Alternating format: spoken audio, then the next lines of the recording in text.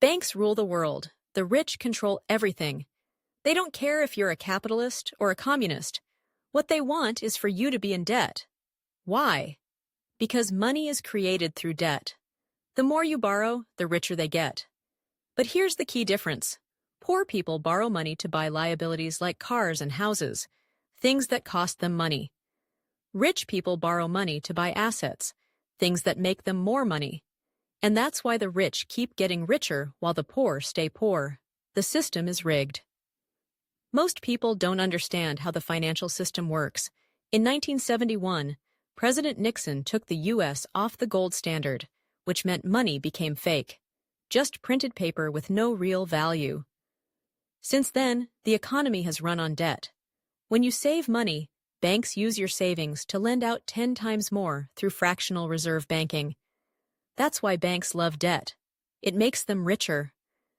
Meanwhile, your savings lose value due to inflation. That's why I say saving money is losing money. Smart investors use good debt, debt that makes them richer. When interest rates drop, their loan costs go down, and they make even more money. But most people have been brainwashed into thinking all debt is bad. The secret to wealth: create assets. Rich people don't work for money. Instead, they create assets. For example, I wrote a book. That book was translated into 50 languages and still generates royalties. Money that keeps coming in without me working. That's an asset. I use that money to borrow even more money to buy real estate, rental properties that give me more income and tax benefits. Governments reward people who create jobs and housing because they build the economy. That's why entrepreneurs and investors pay the least taxes, while employees pay the most. Why schools don't teach this. I hated school. My poor dad had a PhD and was the head of education, but he believed in get a job, save money, invest in mutual funds. That's what most schools teach. But my rich dad taught me the real way to make money, through business and investing. He taught me through games. Have you ever played Monopoly? That game teaches the secret to wealth. 4 greenhouses, 1 red hotel. I followed that rule. Now I own thousands of houses and hotels. Games are a better teacher than schools because they engage your mind, body, and emotions. The most important skill: selling. After I returned from Vietnam as a Marine pilot, I was shy and afraid to talk to people. My rich dad told me, "You need to learn how to sell." Selling is the #1 skill for entrepreneurs. In 1974, I worked for Xerox to learn sales. It took me 4 years, but I became one of the top salesmen.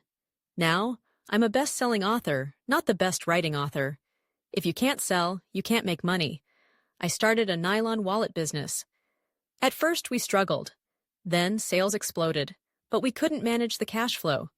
That's when I learned, business is not just about making money, it's about managing it. Many young investors today don't remember the 2008 crash. They think markets always go up and follow the strategy of buy, hold, and pray. That's dangerous. How the rich read the market. There are 2 types of investing. Fundamental investing, analyzing financial statements, assets, liabilities, and cash flow, like Warren Buffett.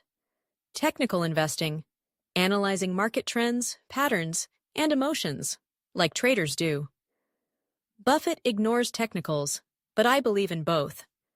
The market always moves in cycles. If you don't understand this, you'll lose everything. Short selling stocks is also risky. If the price goes up instead of down, you can lose everything. That's why I focus on real estate, which is more predictable. The biggest threat: the bond market. Most people only think about stocks, but the bond market is way bigger. Bonds are tied to interest rates. If rates go up, bond values go down. From 2008 to 2020, stocks and bonds did great. But this is not 2008 anymore. We are in the biggest financial bubble in history. If rates keep rising, real estate and bonds will collapse. We are already in a recession, and a depression could be next. Inflation, the silent killer. In the 1970s, inflation was crazy.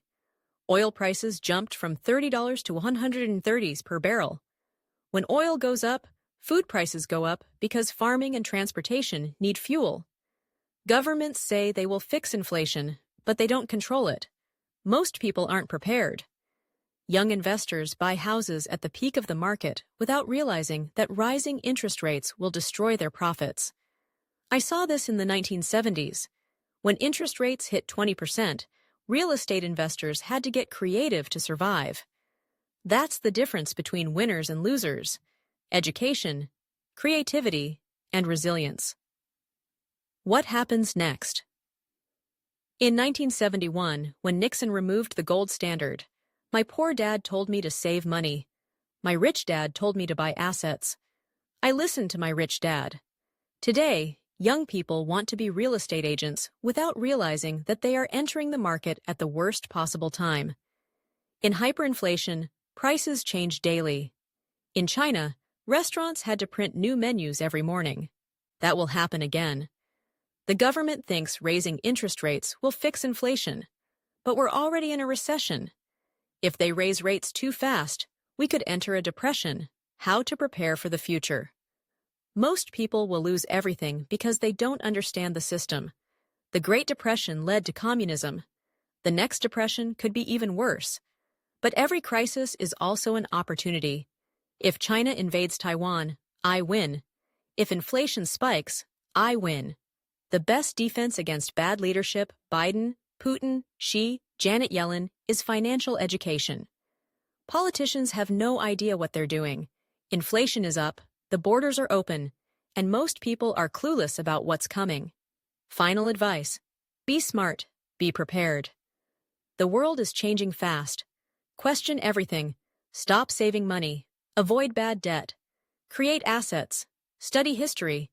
The end is near, but so is the greatest opportunity of your life.